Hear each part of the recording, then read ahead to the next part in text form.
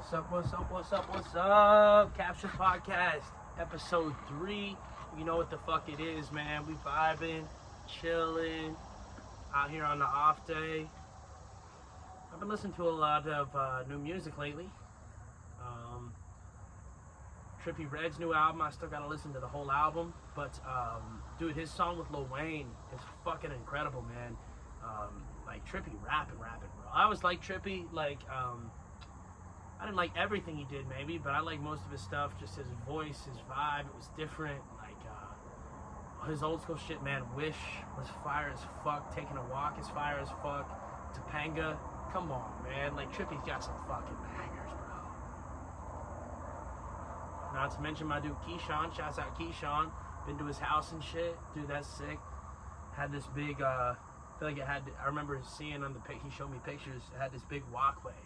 It said, "Welcome to hell." When you go in, and it's just like all this fucking like dope ass like horror like neon shit.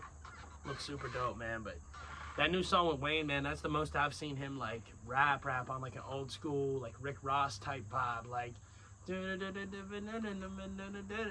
can't remember the lyrics. I've only heard it a few times so far, but the flow is crazy, dude. And of course, Wayne never disappoints in his verse too. You know, that shit is incredible.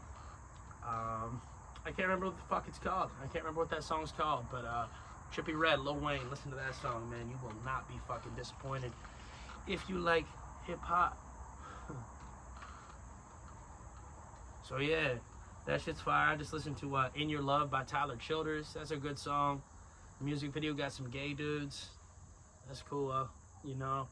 I'm interested to see, though, because I feel like I know so many country fuckers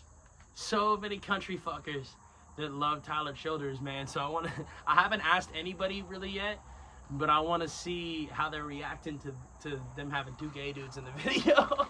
Just want to be if they're like, "Oh, fuck Tyler Childers now," or if they're like, "Hey, man, that's cool. You know what I mean? They can be in love too." Something like that. Fuck it. I don't know, but it's a good song. Like, Tyler Childers, man, his voice is fucking incredible. One of my favorite tracks from him, older track, Feathered Indians, bro. That shit's fire. I covered it on my acoustic. That's probably my most views actually on it. I think it was the first one I posted. He's got a lot of other dope shit too. Follow You to Virgie, that's dope. He's got a dope version of that online with Chris Stapleton. Follow You to Virgie. All Yorn, bro, that song's incredible. All Yorn is incredible. And he's got another song, The Way of the Triune God. That shit's fire. He's like, give me that old time, screaming and shouting, go up and tell it on the mountain. Way too good to be left out. The way of the Triune God. That's dope. Dope song. And apparently I had to look it up because I was like, the fuck is the Triune God? Apparently that's like saying like another way of saying like the Trinity. You know what I mean? Like, because there's the triune, three people in one, the triune, like a triunion, you know, triune God. So that's a really cool song, man. Tyler Childers is really dope. Coming out of, I think he's from somewhere in Kentucky. There's a lot of good, I just love all the Midwestern music that's been getting popular lately, man. I need to look up where that new dude's from who had the song Rich Men North of Richmond, because that song is really good. I can't remember his name. Oliver something, I believe. Oliver Allen or something. I gotta look that up. But yeah, dude, the amount of, I don't know where he's from, but the amount of Midwestern music that's been getting big lately is awesome. Chris Stapleton, he's from Kentucky. I believe, actually, Chris Stapleton is from the same county as Tyler Childers. And if any of you guys live in Guernsey County like I do in Ohio, you know that's a tiny-ass county. I can't remember what the population is, but it's a really, really small county. And the population of the county in Kentucky that they came from is like, I think like a fourth of that or something like that. So just incredible that two dudes, man, found their success from that county. That's awesome. Alongside each other, Tyler Childers and Chris Stapleton. That's fucking awesome. And then you got like Zach Bryan. He's from Oklahoma, but he also lived in like Maine or New Hampshire, I think, or something. So, you know, you get the average of those two. You get his Midwest sound. That makes sense, right? You know, you look at the map. He's from Oklahoma, and then he lived up here. So in the middle, Midwest, right? But yeah, he's got a really Midwestern sound that's dope. Yeah, it's fucking incredible, man. Zach Bryan, Shoulders, yeah, Chris Stapleton. Really, really dope music. And then you got even like a lot of comedians I didn't realize are from around here. Like apparently Tom Segura is from Cincinnati. I didn't ever know that. Shane Gillis is from I think it's Reading, PA, which is I believe not too far away from here, hour or two. So that's just really cool, man. Getting to see that Midwesternness, you know, kind of be. I feel like that's like the biggest demographic right now as far as like new shit being released. Just like where people are from that are big now. I feel like that's it. So that's really cool, man. Being from Ohio and getting to see that, it's really, really fucking dope. Yeah, I was hyped to record this podcast today, even though I feel like the last two I was coming off of a big fight card, so it was easy. I kind of had a lot to talk about. Today I was like, there ain't nothing crazy to talk about, but fuck it. I feel like talking. You know what I mean? Talk to the people. Hopefully y'all enjoying it. But yeah, it's a beautiful day out here, man. It's probably like 78 degrees. I got really drunk last night. Woke up to the sun shining in my eye. And it was, usually I love waking up to the sun, bro, because it'll be like the sunrise. Right when it's first peeking up, it'll be like that. Sunrise. Half asleep. I'm gonna light a cigarette. When the cigarette's done, let me smoke a blunt. But today, dude, it wasn't like that at all. Today, I was so drunk compared to last time. First of all, you know you're drunk. I think they call it blackout. When you don't remember going to sleep. You ever just like wake up and you're like, I don't remember consciously being like, I'm gonna sleep here. Like, you ever just wake up and you're like, okay, we're up. Like, so I did that today. Dude, the sun was beating down. I felt like my skin was burning, bro. And it was only like 8:30. The sunrise was just that powerful, that strong. My skin was fucking burning and I couldn't find I still don't know where the fuck I put my sunglasses. So I had this towel out here this towel that I had from, I came up from the shower one day out here smoking a cigarette, wearing this towel, left the towel out here. So I put this towel, bro, over my head, over my eyes. I was just sitting here like laying down, towel over my eyes, bro. Shit was dope. Good way to start a morning, man. Being a towel head. Luckily I didn't blow up any building. Allahu Akbar! No, I'm just playing. I'm sorry if that's considered racist. Love all my Muslim friends. Honestly, now that I think about it, I don't think I have a whole lot of Muslim friends. That's weird. I feel like I have a few. I definitely have a few. Well, I remember there was this one dude I went to college with. He was from Syria, I believe, which I believe is a predominantly Muslim country, but he was Christian. He was like very Christian, if I remember correctly. And then I went to school with a girl who, and her brother was a little bit older than me, but they were from Kuwait. And I'm trying to look at, I don't know what they're doing now, man. There's this coolest fucking people like ever, man. Both of them were just super cool. She was like, I feel like the last time I saw her was 5th or 6th grade. But I just remember her being sexy as fuck, dude. And also just like super smart. She was like one of the smartest people in the class. And super fun to talk to, bro. She could like, I just remember, her name was Dalia. And I just remember, like, it's crazy. It was like fucking elementary school. And I can still remember how, like, it was to talk to her. I just remember really enjoying talking to her. She was always smiling, always happy, always able to, like, carry on the conversation, be really smart about the conversation, but also just be funny as fuck, make jokes and shit all the time. And I remember, too, it was one of the, like, biggest revelations of my childhood, man, because I was raised Catholic.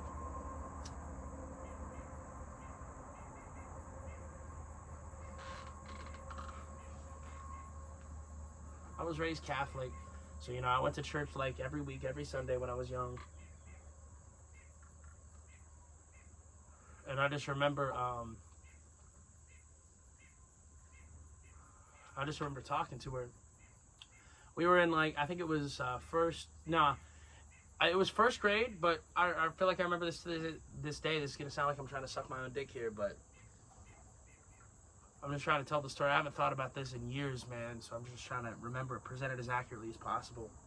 We were, I believe we were in first grade at the time, Miss Schaefer's class, who, by the way, Miss Schaefer, my first grade teacher, is how I became a Steelers fan. Shouts out Miss Schaefer. Hope she's doing good wherever she's at in life. But, we were, that's what it was. We were in kindergarten. I had Miss Schaefer the next year. We were in kindergarten. This is Miss Tingle's class. Shout out Miss Tingle. Shout out Audrey. Doing some incredible athletic things. Also beautiful. Shouts out my dudes, Gabe and Caleb too. Dope ass motherfuckers. Haven't seen them in a minute, but that whole family dope. It was cool too, cause like their mom worked with my mom, cause they both worked at the school, and her mom was my kindergarten teacher. Like Miss Tingle was my kindergarten teacher, and then their dads both worked with my dad too. They were at Barnesville and shit, so it was dope. I'd go to football games and see him and shit. But I remember I had I had Miss Tingle, kindergarten, but me and Dalia and like 2 or 3 other people were like in this advanced reading class or something. Like they presented it to us. People wonder why I have like, why I'm egotistical and shit nowadays. It's probably because of shit like this. Because the school told us, bro, pretty much, I still remember this, they pretty much told us, you're too smart for the kindergarten reading classes. You're too good of a reader. So you're in your own reading group, and you're going to go to Miss Schaefer, the first grade teacher, because you guys are just too fucking smart to do this kindergarten reading. Where it was like, fuck yeah, dude. It was like, dude, this was like way before I ever like hit puberty or nothing, but like, I feel like that was probably my first instance of like, well, my dick feels really big right now.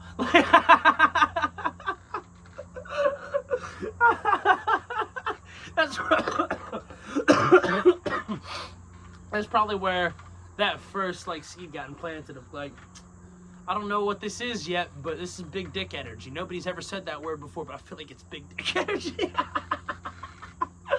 Oh shit. But yeah, so we'd go in this reading group, but I just even remember, so we went to this reading group. We were in first grade. Well, we were in kindergarten, but we went to this first grade reading group with Miss Schaefer, who I ended up having the next year. Cool as fuck, one of the best teachers ever. Made me a Steelers fan. I'll tell that story next, maybe. But so we were, somehow it came up in some book or something. It was like we were just talking about like routines and what people do and how people are different. And we got to talking about church. And somehow she said like, some people go to church every week, some people don't. And you know, me as a little like kindergarten Catholic and, you know, indoctrinated from a young age, I was like, oh yeah, some people don't. Sinners. Fuck them. You know what I mean? That's just kind of how, without even like, I was just taught, anybody who doesn't go to church, anybody who isn't Catholic, anybody who doesn't follow the commandments, anybody who doesn't let their priest rape them. No, I'm just playing. I never got raped by my priest. All my priests were cool. They were cool. But no, it was preached. Anybody who wasn't Catholic, anybody who wasn't Christian, like, you're a sinner. You know what I mean? Like, they're going to hell. They're bad people. And so I just remember the whole time, like, granted, I had known her through kindergarten and everything. She's cool as fuck. And again, this is one of those, like, way before I was even thinking about that shit. Maybe, I remember I kissed a girl in first grade, and low-key, it was my first girlfriend or whatever. So maybe I was thinking about this shit, but I just remember Dalia, bro, like, being bad as fuck, and just, like, every time I talked to her, it was really, really fucking cool. And we just got along really well, and it was just fucking cool to talk to her and hang out with her in school and shit. I just remember we were talking about church, and I was like, oh yeah, I go to church every week. Like, I'm not no fucking sinner, you know what I mean? Like, that's what I'm thinking. Then she's like, yeah, but some people don't. And then Dalia goes, yeah, I don't go to church, because, you know, they're from Kuwait, and I don't know if they follow any sort of religion, doctrine, anything like that. You know, certain sect of spirituality, anything like that. I would guess they were Muslim, because I think a lot of people from Kuwait are. And she's like, yeah, no, I don't go to church. And I was like, oh. Like, I was astonished. But then I'm sitting here and I'm like, they made me register. I'm like, this is a beautiful person. Just like outwardly, yes, but also her personality is beautiful. It's a really kind, smart, funny, like, just really good, cool person to be around. And they didn't go to church or anything. And so, like, that was kind of my first of, like, I think if God exists, if God's real, I don't think he hates anybody. I don't think you can be penalized for not, like, following the right sect, for not following the right religion, the right doctrine. Like, I don't think God looks at somebody, because think of it this way, right? Like, let's say the Christian God is real. Just for the sake of argument, let's say the Christian God is real and everything that you read in the Bible is 100% true. All right? So then, in my opinion, if God's all about love and all that, how can somebody be penalized who was raised in, like, a Buddhist country? Like, or just a place, or it could even be the United States. How could somebody be punished for being raised by, like, parents who were Buddhists and educated them in that doctrine, and they still grew up being outstanding people, like, were really, really good, lived their life in a really good way, and were really spiritual, and really, it wasn't the right one or whatever. See, that's why I'm like, and that was kind of my first, like, deeper thinking of, like, religion and theology and spirituality and all of that sort of stuff, man. So I'll always remember that moment. Yeah, dude, the story about me being a Steelers fan, too. In first grade, Miss Schaefer, our teacher, was a big Steelers fan. And nowadays, I feel like if I would, like, look back on it, she was just, like, a really emotional kind of train wreck. That she would, like, I remember, like, at the end of the school year, she was leaving, going to a different district, and she's, like, started crying. She's like, oh, I miss you guys. I'm gonna miss you. And we're all like, oh, this is so dope, man. She's gonna miss us. We're gonna miss her, too. We're all, like, bonding. Now that I look back at it, I'm like, that's really weird to get that upset in front of your class. You know what I mean? Like, and have us all in that. But at the time, it was really cool. Like, we just, like, it's like she's exposing this moment to us as vulnerability. We felt like a family, you know? So she was a really cool teacher. But, so that was when I was in first grade, would have been 6 years old. The year would have been 2005 to 2006. So that means that it was the year the Steelers beat the Seahawks in Super Bowl 40. XL, yeah, 40. So, we did this assignment the very next day in class after the Steelers won. So I guess, it would have been a Monday.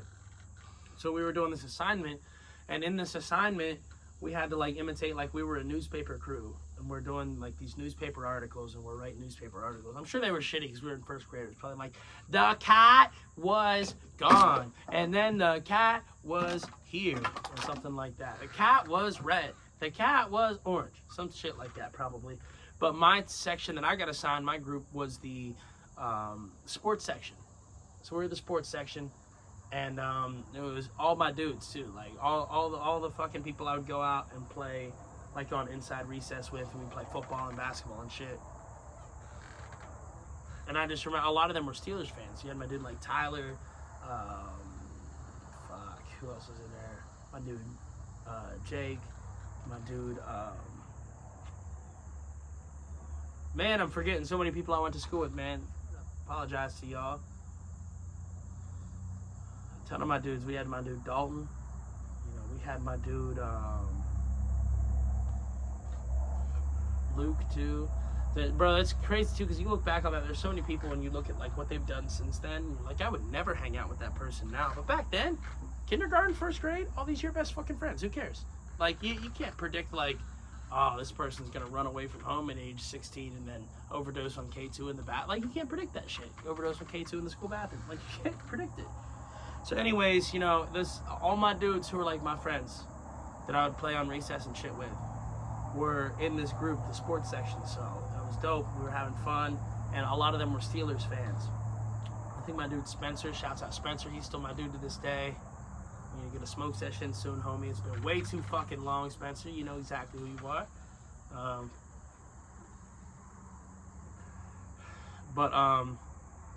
Yeah, so it was dope. And then I remember they were all Steelers fans, so obviously they were going to write about the Super Bowl the day before. And so they wrote about the Super Bowl. And I just remember hearing all these names. It sounded cool as fuck. It's like, dude, the bus? That's a dope, like, the bus sounds cool as fuck. Heinz Ward? He sounds cool as fuck, man. That's a cool name. This guy's named after ketchup. Like, Ben Roethlisberger? That's a cool name. Like, this is a cool ass name. So then I just got into the Steelers from that, man. And it would be like every day it was out on outside recess, I mean. We'd be playing football or whatever, and they'd be like, who are you? I'm like, I'm the bus. I'd be playing running back. I'm the bus. I'm Heinz Ward. Like, it was, yeah. So that's what got me into being a Steelers fan, man. People still give me shit to this day. But here's my thing about it, right? Pittsburgh, from where I live, Cambridge, Greens County area, Pittsburgh is pretty much the exact same distance as Cleveland. So, you know what I mean? Like, and it dates back to that story that I just told y'all. That's why I became a Steelers fan. It wasn't even because they won necessarily. It was just because the people sounded cool, and all my friends were Steelers fans back in the day. And then I'd start watching them, you know, as I went through school and shit, when I really got into sports and got into football and all that. And I was like, oh, they're fucking good, too. Hell yeah. Like, it's better when they're a good team, a winning team. You know what I mean? Bro, I can't wait for this season. Dude, I feel like we're going to really surprise some motherfuckers, man. We have no expectations, right? No expectations. We're supposed to be the worst team in the AFC North because the AFC North is stacked this year. Cleveland's roster looks good. The Bengals roster looks incredible. The Ravens roster looks incredible. Okay? But you look at all those other teams, and they got pressure and issues. The Browns, from what I've heard, their training camp's been disastrous from everything I've heard. The Bengals, they still got this sense of, like, what the fuck was last year? What happened? Like, they kind of returned to form by the end of the year, but I feel like last year, beginning of the year, they were kind of just, like, not really fulfilling their true identity of being like that great offensive fucking firepower that they are. So I think they still got a little soul searching to do. And then the Ravens, dude, the fucking Ravens, they're still getting over the whole Lamar thing, and you can't tell me Lamar's super excited to be there. He might be, I don't know, but it reminds me of the Le'Veon Bell situation way too much. So I don't know, I'm just saying.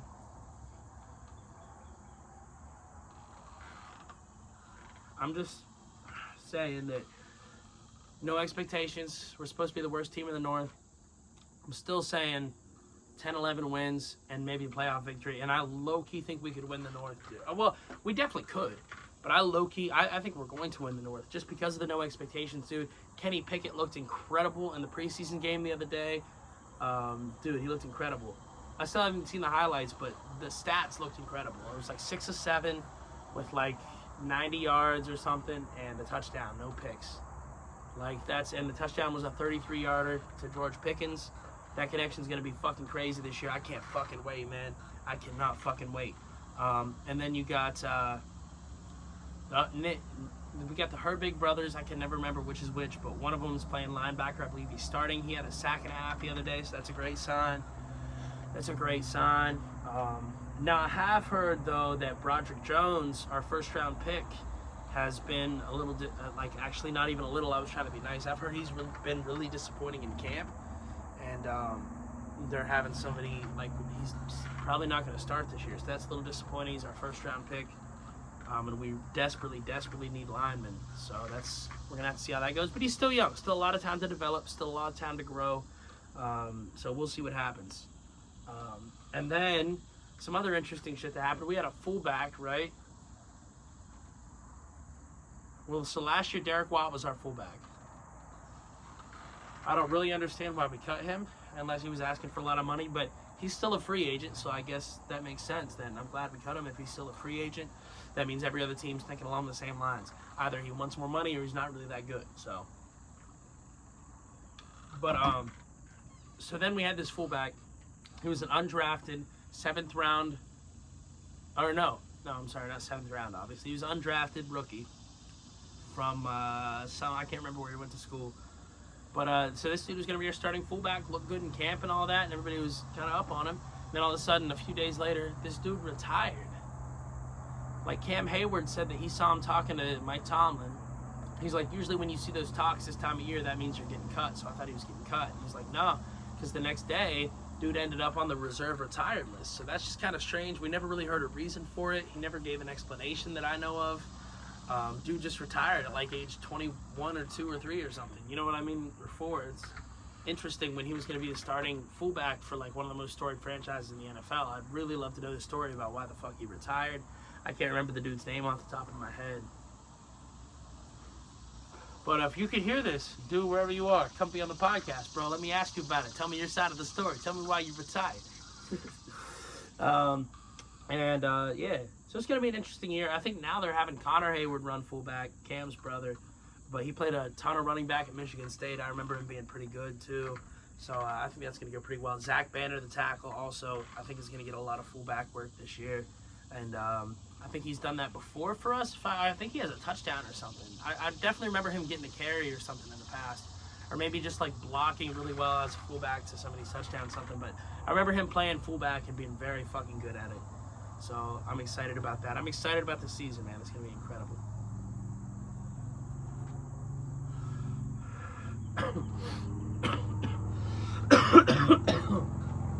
And excuse me, along with sports,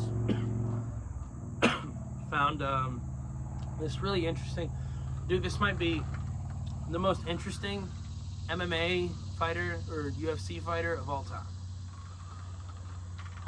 So this dude's name is fucking, oh Christ, what's his name? I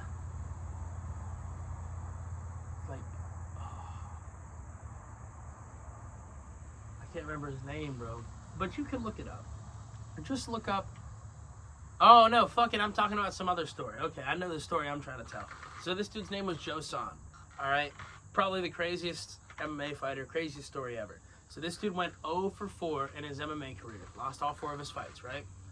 This was back in the very early days of MMA. Way before Dana White had bought it.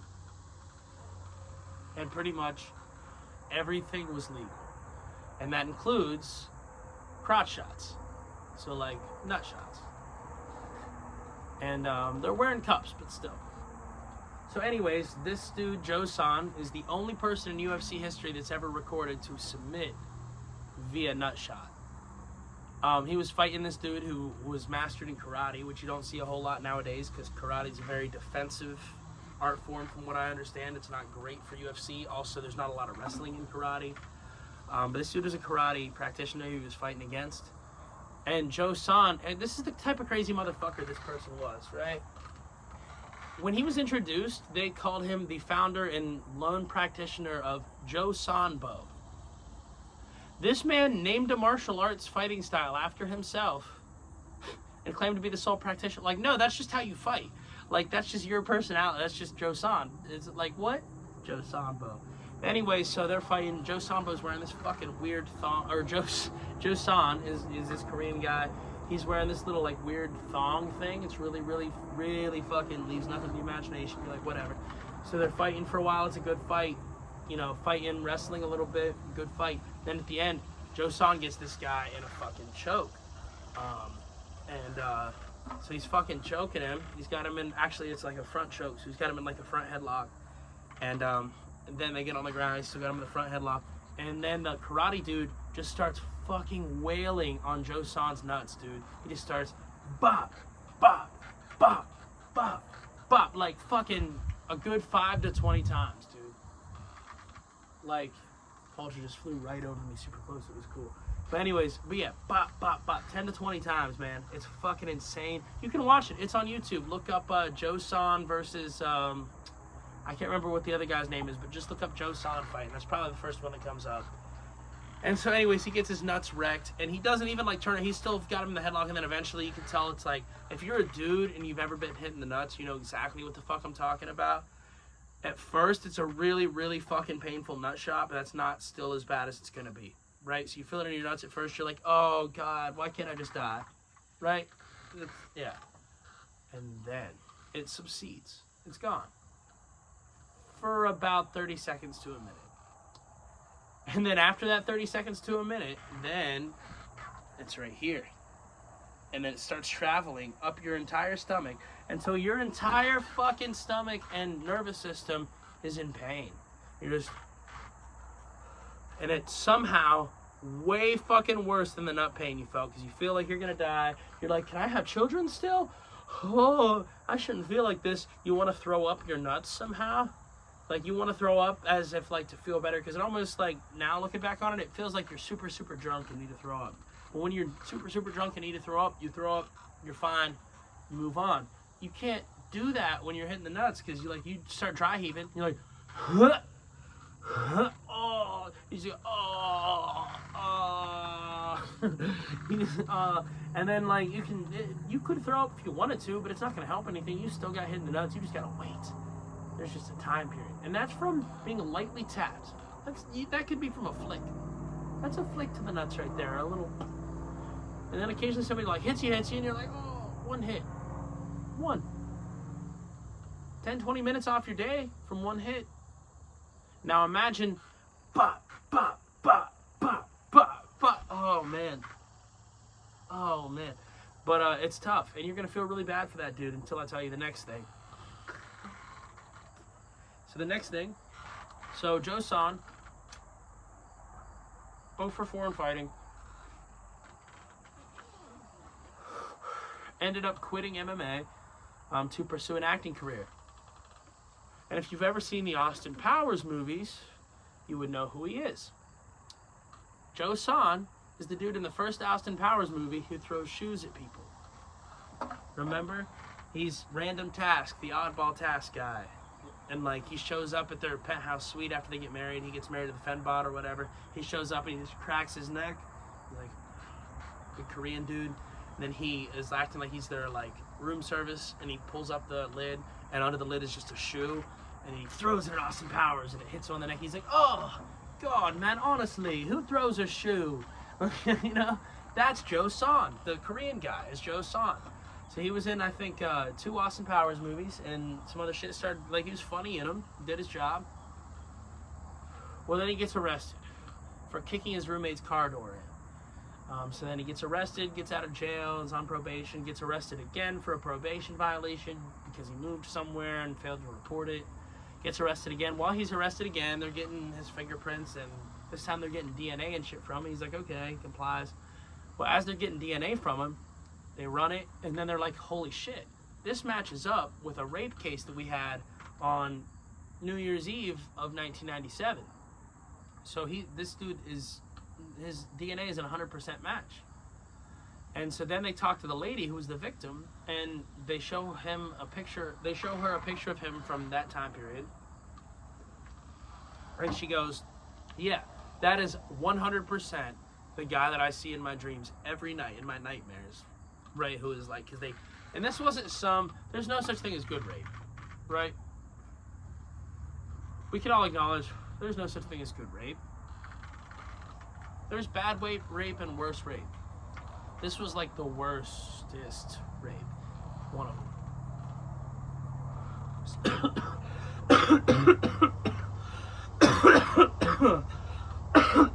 Shit. So, him and his buddies, he had like 4 buddies with him. They gang raped this bitch, and they fucking pistol whipped her and a ton of fucked up shit, man. They really did a lot of fucked up shit to this girl, and so the DNA evidence matched. And so anyways, they ended up convicting him for this rape charge, and so he goes to jail. So he gets 7 years to life, right? 7 years to life. Then this dude Joe Son fucking beats his fucking cellmate to death in the fucking prison yard, dude. So I don't know shit about prison, but I feel like I've watched some, like, I feel like I know just a tiny little bit maybe how it is. I don't know nothing, but I feel like maybe, either way, I feel like, yes, they let people, I think, kill each other, but I feel like out on the yard, there's like probably a lot of guards and shit, right? So how are the guards, I don't know, somebody tell me more, I don't know shit. Somebody educate me on this, maybe I'm wrong. But I feel like there's a lot of guards out there, and they probably see it pretty instantly, and they start running from wherever they are. To me, I would imagine Joe Son just beat the dude to death so fucking quick, by the time the guards got there, he was dead. But anyway, so yeah, he beats the fuck out of his cellmate, kills his cellmate, and now he's in jail 34 years to life. What a fucking crazy what a fucking crazy story, man. Like, that's not even like a real person. That's like that's like a comedy show or something. You know what I mean? Like, oh, have you heard of this? That's like the Scranton Strangler or something. You know what I mean? Like, that's crazy. This is a real person. It's one of those, like, super interesting. I'm not saying he's a good dude. He seems like one. So now, you see what I'm saying, though? The nut shots. Fucking awesome to watch, man. Now, you know, oh, he gang raped this bitch. He did a lot of fucked up shit to this woman. So now you go back and you watch bop, bop, bop, bop, bop. And you're like, amazing. I love it. It's the only time it's the only time in my entire life I've ever thought, heard, seen, or even alluded to, even registered anybody taking a shot to the nuts and thought, this is awesome. I'm so glad I'm seeing this right now. Not the only time. Okay, now, yeah, not the only time. There's some jackass moments that are in there. But even in the jackass moments, which are fucking hilarious and you laugh, is it like it's Steve-O letting a scorpion bite him in the nuts or whatever? Or letting fucking Francis Ngannou hit him in the nuts, which is fucking insane. So you laugh because it's funny, but like at the end of the day, it's still fucking hard to watch, and it's like, and so you still feel like, ooh. When I watch Joe Son get hit in the testicles, dude, I don't even flinch. I'm just like, nice. Like, nice. So yeah, look that up. Just look up Joe Son MMA fight nuts, and I'm sure it'll come up. Or actually just Joe Son UFC nuts. So I'm sure it'll come up. It's just a crazy fucking story, man. And the other dude I was thinking about before, his name is Gerard Allen. So apparently this dude was an MMA fighter. I don't think he was ever in the UFC. From what people can find, he only ever had like 2 or 3 professional fights, and like that's even kind of spotty, the information they can find. So nobody knew who the fuck he was, but I guess he just like he did some mushrooms one day and cut his fucking sparring partner's heart out with a knife, dude, and ate his heart. And he said he turned into the devil. Satan was in that man. I'm trying to kill Satan. Like, I'm sorry. Like, I had to kill. The police showed up and they were like, he said, "Are you God here to save me?" Like, what the fuck? I'm assuming that dude was on steroids or something extra, because like I've done mushrooms like several times, and not several but a few. Never have I ever had anything close to like that experience. But I have heard about people having wild experiences on mushrooms, but I feel like you gotta know exactly how you feel about everybody going in, so that if you do have something negative that you think about somebody, you're like, I might start thinking about this really deeply, but I have to know it's just a shroom trip. Like, you got to prepare yourself going in. Okay, you can't, because if you're just at the mercy of it and you think those because basically all shrooms and acid is, you'll just start thinking the most insanely deep thoughts you ever have. And they seem crazy at the time, but actually either you realize why they could be real at the time, and it opens your mind as far as the fact that like, you're like, we know fucking nothing. Our reality, we only see, for instance, like we only see a very small percentage of light. Like if you look at the light spectrum, we see a tiny percentage. So basically that means there is infinite shit going on right in front of our faces right now. Right here, in between me and you and the camera. There's everywhere. There's infinite shit happening that we will never know about. We'll never see, we'll never know about. We can't perceive it as humans. So already that, and I think it's like 10 to 20 to 30% of the light spectrum that we can see, the electromagnetic light spectrum, if I'm correct. And so if it's only 10 to 30%, that literally means we're only perceiving 10 to 30% of reality. What it really means is that reality is a construct, which I kind of think everybody knows by now. Maybe not, though. But that's why I believe like manifesting shit is real. We create our own reality, because what we really perceive, that's not reality. It's what makes the most sense in our brains to create a picture of what reality really is, if that makes sense. So like, everything's energy, and actually everything's sound waves, if you want to get real technical. Everything is vibrations, everything is vibrating at a certain frequency. This can that is standing here, this wood, this couch is all vibrating at frequency. It's just so low that we perceive it to be solid. Clearly I'm vibrating at a certain frequency because you see me moving. You hear what I'm saying, you're taking it in, and you're probably, if you're still listening, starting to vibrate at the same frequency I'm at, which, I mean, if I could describe it right now at the moment, probably a pretty positive one, a little bit drunk, a little high, happy. I'm off for 2 days in a row, so probably pretty happy, chill, but also thinking deeply, also got a lot of stressors in my life at the moment. Also got a lot of, so anxious, you know, a little bit interested, excited, but also a little nervous maybe. So yeah, but you can tell I'm vibrating at a frequency because I'm moving. You can see me moving. You can see that even trees that are somewhat living, they move. But animals, you know, vibrate at a certain frequency. Things that we make, music vibrates at a certain frequency.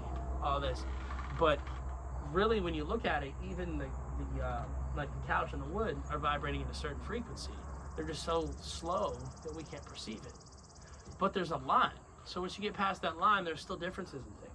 So obviously, and I'm sure there's numbers to back this up. I don't have anything close to that. I'm just guessing. There's numbers to back this up.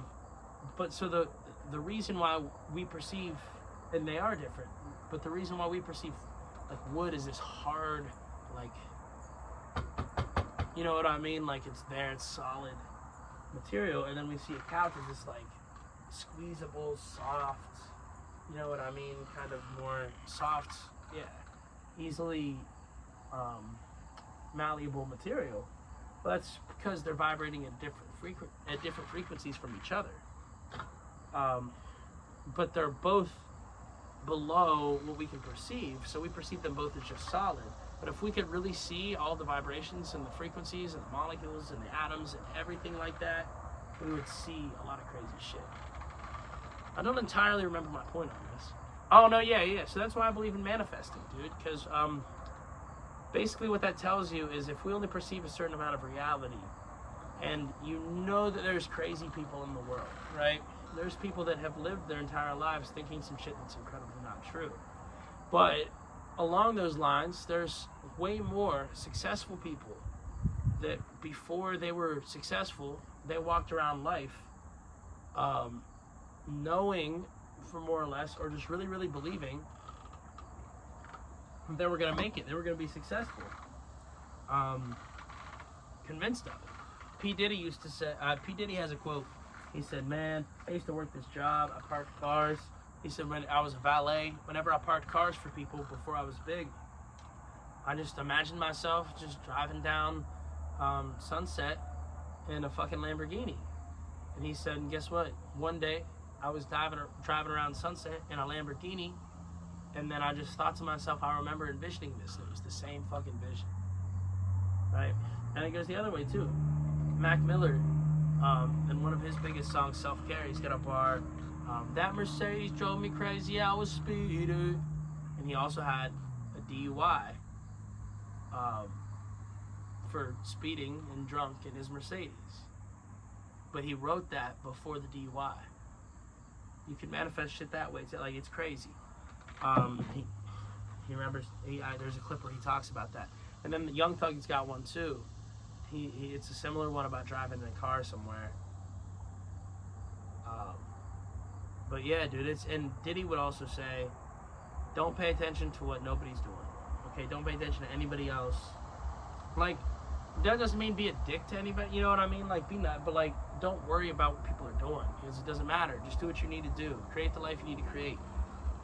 Excuse me. And Nipsey Hussle, probably the best example of this. R.I.P. Nipsey. R.I.P. Mac Miller too. R.I.P. Man, some fucking legends rest, man. Some fucking legends. But Nipsey would talk about this, had so many great quotes. But actually one of them, and this is actually what I'm going to get for my first ink. I'm going to get it right here. Shouts out Slim Gent, bro. Jeremiah, bro. Or Jeremy, bro. I'm not, sorry. I think I got yelled at for calling you Jeremiah once. But Jeremy, bro. Bro, you got to hook me up, bro. Let me get that shit, because I've seen your work, man, and it's fucking insane, dude.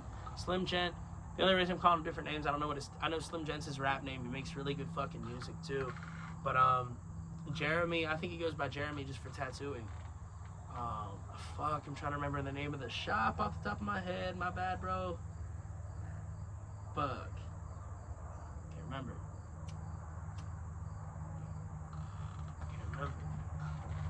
But Jeremy, dude, I've seen your work, and it's fucking insane, man. I was there.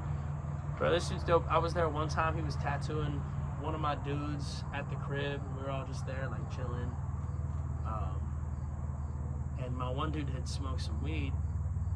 and he was tattooing him, and this dude started like, he didn't like freak out or nothing at all, like, you know what I mean, but he was just like, oh, that's what, because this dude had some tattoos before, and he was like, kind of just like, that hurts more than you, like, you know what I mean, just kind of like, not really even like, not freaking out at all, or not really in pain, but just kind of like interested, like, because he was fried, and he was like, why does this hurt more than usual, and less, it was just on his arm, it was like a not even supposed to be painful spot. He's like, this is interesting, you know, like, why?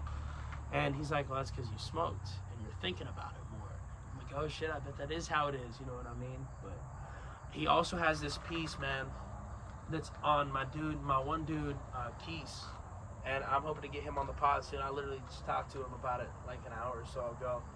But he's got this piece on his leg, right, and it's all these Greek gods, and it comes up onto his knee, and on his knee you got Atlas, like right here, like you got Atlas like right here, and then he's holding, if y'all know the myth about Atlas, right? Atlas is the Greek hero. I don't think he's a god, I think he's just the hero. Man, I should remember this from the Percy Jackson days. But he's tasked with holding up the world for some reason. I think it's a punishment for something, I can't remember what he did, but he's forced to literally hold up the world. So there's a ton of statues. Anytime you've seen a statue of a man holding up the world like this, like his neck slouched, he's like, he's got to do that forever. And that's Atlas. That's his. Like, can you imagine a harder task of having to hold up the entire world? But we all feel like that sometimes, so it's a great myth. But anyways, my dude Keith has a bunch of Greek gods on his leg. When they come up here, you got Atlas like right here. He's holding the world, and the world is his fucking kneecap, dude. So you got Atlas here, and he's holding the fucking world right here, man. And the world is his whole kneecap. It's so fucking incredible, man. One of my favorite, most original pieces I've ever seen, man. Shouts out to Keys for the idea. I don't know which of them's idea was. He's Keys' cousin too, but yeah. Shouts out to Keys for that shit. It's dope. And shouts out to Slim Gent, obviously, for the fucking artwork, man. It's fucking amazing. But yeah, he's done some great work, man. I'm just trying to get my first shit, bruh. So if you're watching this, my dude, Jeremy, a few things. We need to get drunk soon, because it's been too long. And I need to get my first shit, bro. I know I need to stop into the shop and get more money. I'm not trying to, I'm just like, yeah, I'm just saying, I can't wait. That's all I'm saying. But yeah, I'm definitely not criticizing you. You said stop in the shop, but I haven't stopped by yet, so it's on me. It's on me. Now that I start to think about that a little bit, it's definitely on me. But I'm just saying, I can't wait, bro. I can't wait to get my first shit. But anyways, the quote that I'm going to get for my first shit is a Nipsey quote. He's quoting somebody else. I can't remember who the original person who this quote is from, but Nipsey was quoting it once, and it's just an incredible quote. And the way Nipsey narrated it and shit, to like elaborated on it, was crazy. But the quote is, the reasonable man adapts himself to the world. The unreasonable man tries to adapt the world to himself. Therefore, all progress depends on unreasonable men. That's just a fucking insane quote. It's basically saying, if you want to change the world, you have to be crazy to believe you can do it. So if you ever feel like you're crazy, if you ever feel like it can't happen, if you ever feel like the dream's too crazy or too outlandish, that's good. It has to, because otherwise, it can't. You're not going to get the impact you want from it. So the quote I want on my forearm, on my bicep, I mean inside right here. I do some yoga, that shit looking weak. But I just want, therefore, all progress depends on unreasonable men, or however it looks the best, which is on which line, but that's the quote I want. Therefore, all progress depends on unreasonable men. Just something I can like look at for like whenever the dream feeling too crazy, I can just be like, alright. Oh, you know what I mean? Like, rest in peace, Nipsey Hussle, man. That shit's incredible. Legend, for sure. Shit's so weird right now, bro. We're in a weird time. Shit's really cool, too. And I think certain people like Mac Miller and Nipsey Hussle, Juice WRLD, and kind of encapsulate the time we're living in a weird way, right? So we're living in this era where we have everything we ever want, all this excess, all this comfort, and we can want for nothing for the most part. But yet, like, we have an assistant at our fingertips every day that we can know anything we want to know. But yet, almost everybody's broke. Robert Kennedy said this a bunch of times, like 63% or somewhere around there percent of Americans couldn't get their hands on $1,000 today if they needed to for an emergency. I'm one of those, man. Like I as far as, yeah, maybe, you never know, but like, and like that's just weird. So it's this fucking fuck's the word I'm looking for. This disconnect. I can't think of it, but yeah, the disconnect basically between juxtaposition. That's it. It's a funny juxtaposition just between those two frames of thought. And like, again, we have everything you ever want. It's convenient. Everybody's happy, but we're all scrolling through social media every day. It's fucked up our brains. It's fucked up our eyes. Dude, our brains were evolved for like navigating with moonlight, using sunlight and moonlight, and we look at these fucking artificial lights all goddamn day, and it fucks us up. We're like moths. Moths, the reason they fly towards light is because they navigate using moonlight. And so when they see a really bright artificial light, that fucks them up because it's brighter than the moon. And so they go towards that. And they're just like, what the fuck? I'm supposed to go towards the moon, but now I'm here and it's really fucking hot. And what do I do now? I'm not like, and then they die. And I think we're turning into moths, dude. And not in a physical sense, but like in that metaphorical sense like that. I really do. And it's scary because I'm the same way. I'm on my phone all day and shit, watching YouTube. I love information. I love learning shit, man. Like I get as much fucking information into me as I can throughout the course of a day. But yet, I still, at the end of the day, I'm fiending for more. You know what I mean? I can't ever say I've like, there's been a time or two but in general, it's not like I get off my phone and I'm super relieved or happy, like, oh, like, thank you for the invention of phones. I really needed that. That really made my day better. No, usually I scroll through and look at some interesting shit when I'm bored, and then when I see something that's like fucking crazy, I'm trying to think of anything. Like a train goes over East Palestine, I'm like, what the fuck? And I kind of joke about it for a little bit, and I start really thinking about it. I'm like, fuck, man. And then you get sad and depressed, and then like, not like super crazy with stuff like that, but it's just interesting how the human mind functions from technology. Yes, it's made our lives better. We can communicate. We can learn anything we want. We can talk to anybody we want in a split second, like that. But like, it's made our lives better, but has it made us happier? Yes, we're more efficient. We can do more shit. But I think you can argue everybody's so sad right now because they just, dude, we're all just fucking, we're just masturbating our brains every day by looking through these phones, right? We're just doing what feels good, and that's cool sometimes, dude. Masturbating's fun. And like scrolling through a phone is fun too. A lot of times those go hand in hand, actually. But you know what I mean? Like, we're just fucking, it's like an addiction. It's like a vice. It's like you're just looking at your phone all day, and you're just like, oh, getting those dopamines, like, fuck yeah, this feels good. You're not even reading anything interesting. You're not even like, I'm not saying you, I'm talking me, everybody. Or you're just scrolling through feels good. Looking at your phone feels good. Just having it, scrolling through it, just being like, I don't need to do anything else. I feel like I'm doing something productive. Because productive things can come from your phone too, and do a lot. I write a lot on my phone. I send a lot of emails from my phone, download beats, look shit up, look chords up, all this shit. I do a ton of productive shit from my phone too, and I'm sure everybody does. So you have this weird, again, juxtaposition between like, this is a horrible vice, and you feel that literally the worst type of like addict-y type of like fiending. You're like, fuck yeah, dude, more articles. Oh, fuck, what's going on? Oh, fuck.